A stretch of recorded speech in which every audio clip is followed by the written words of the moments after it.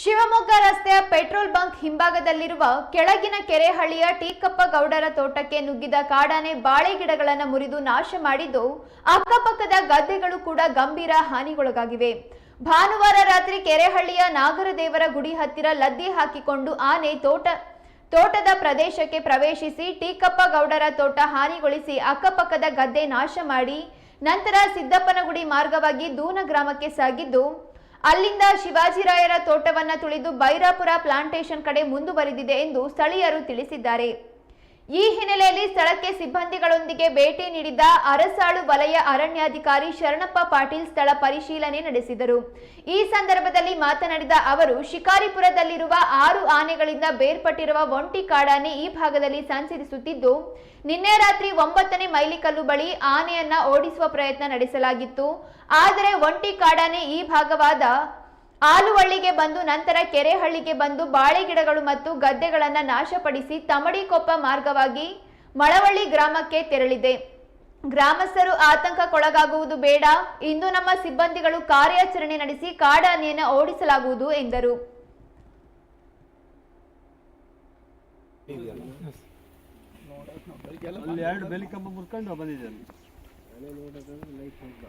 ಮತ್ತೆ ಕರೆಂಟ್ ಇದ್ದಲ್ಲಿ ಹೋಗ್ಲ ಅದು ಅಂತ ಲೈನ್ ಇತ್ತಲ್ಲ, ಕರೆಂಟ್ ಇಲ್ಲ, ಅಲ್ಲಿ ಬಿಟ್ಟ ತಂತಿ ಕಂಬ ಇತ್ತು ಸತೀಶಣ್ಣ ಮನೆ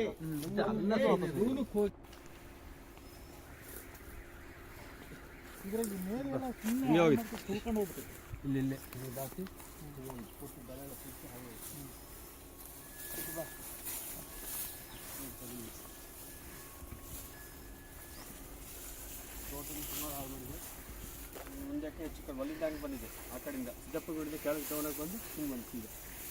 ಅಲ್ಲಿ ನಾಯಿ ಬೊಗಲ್ ತನಕ ಪುಸ್ತಕ ನೋಡಿದ್ವಿ.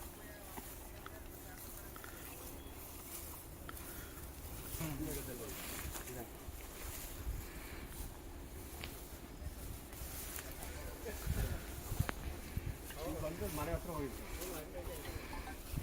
ನಾಯಿ ಮತ್ತು ಬೊಗಲ್ ಸ್ಟಾರ್ಟ್ ಮಾಡಿದ್ದು ಮತ್ತು ವಾಪಸ್ ಬಂದಿದ್ವಿ.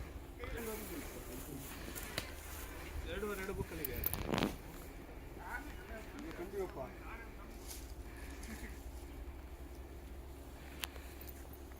ಎಷ್ಟು ಕಡೆ ಒಂದು ಬೆಳಿಗ್ಗೆ ಹೋಗಿ ಬರೋದು.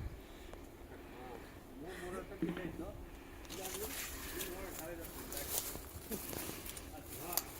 ನಾಯಿ ಕೂಗಿಟ್ಟು ಹೋಗ್ತಾರೆ, ಅದು ವಾಪಸ್ ಬರೋದು. ಇಲ್ಲಾಂದರೆ ಅಲ್ಲಿ ಬರೋದು ಆ ಕಡೆ ವಿನಾಯಕ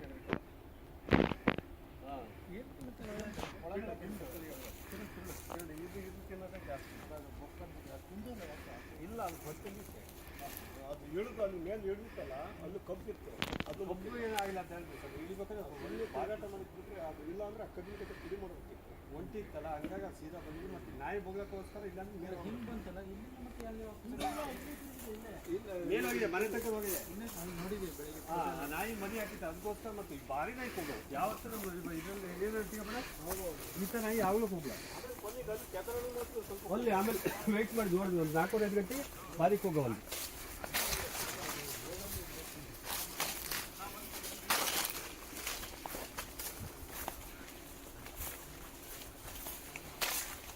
ಇದು ಹಿಂಗೆ ಹೋಗಿ ಹೊಸಮನೆ ಹತ್ರ ಹೋಗಿ ಕೆಟ್ಲಗುಡ್ಡೆ ಮತ್ತು ರಿಟರ್ನ್ ವಾಪಸ್ ಹೋಗಿತ್ತು.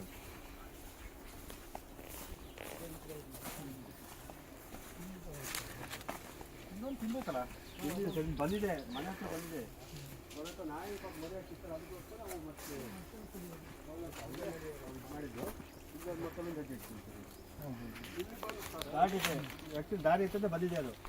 ಈಗ ಪುಣ್ಯ ಏನು ಇದು ಮಾಡಿದೆ. ಮತ್ತು ರಿಟರ್ನ್ ಇಲ್ಲೇ ಹೇಳಿ ಸರ್.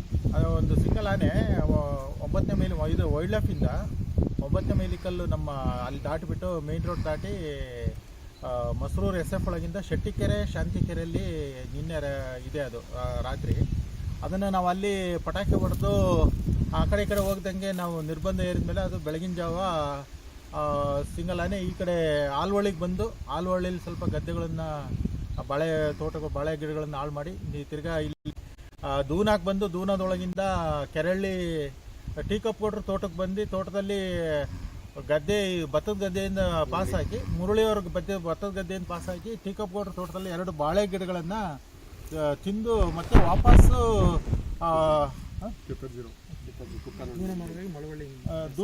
ದೂನ ಮಾರ್ಗವಾಗಿ ಮತ್ತೆ ತಮ್ಮಡಿಕೊಪ್ಪ ಹೋಗಿ ತಮ್ಮಡಿಕೊಪ್ಪದಿಂದ ಮಳವಳ್ಳಿಲಿದೆ. ಈಗ ಅದನ್ನು ನಮ್ಮವರು ಎಲ್ಲೆಲ್ಲಿ ಓಡಾಡಿತ್ತೋ ಅದನ್ನು ಟ್ರ್ಯಾಕ್ ಮಾಡ್ತಾ ಇದ್ದಾರೆ.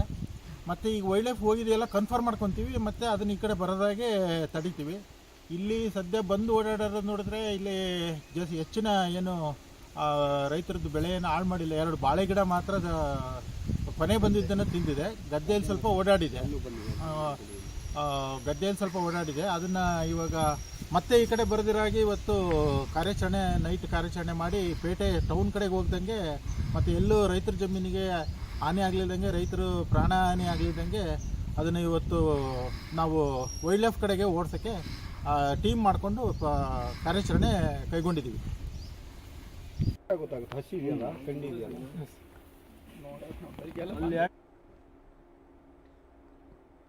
ಶಿವಮೊಗ್ಗದಲ್ಲಿ